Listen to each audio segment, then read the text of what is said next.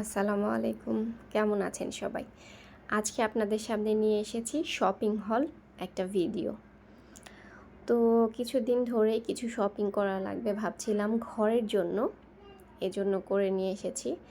তো চাদর খুব বেশি লাগে আমার, যেহেতু আমার ছোট বেবি বিছানাটা পুরো নষ্ট করে ফেলে, একদম কালার নষ্ট হয়ে যায় একদম।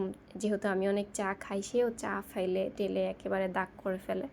তো এজন্য গিয়েছিলাম চাদর কিনতে, একসাথে 3টা চাদর নিয়ে এসেছি। তো চাদরগুলোকে আমি গজ হিসাবে কিনেছি, 280 টাকা করে গজ নিয়েছে।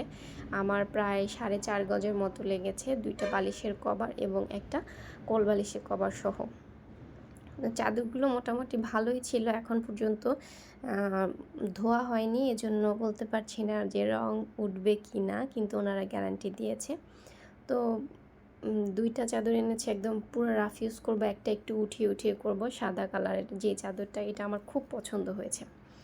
তো তারপর আমার ঘরে কিছু থালা বাসন লাগবে একদম বাংলা ভাষায় বললাম, আসলে প্লেট লাগবে।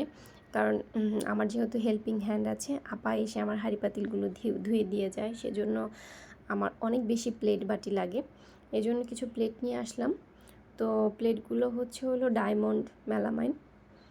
প্লেটগুলো প্রাইস নিয়েছিল মেবি 155 টাকা করে পার পিস। আর চা, আমি অনেক চা খাই, এই জন্য চায়ের কাপ নিয়ে এসেছি 6টা। তো সবার কি অবস্থা, কেমন চলছে সবাই জানাবেন। আজকে এই পর্যন্তই, আল্লাহ হাফেজ।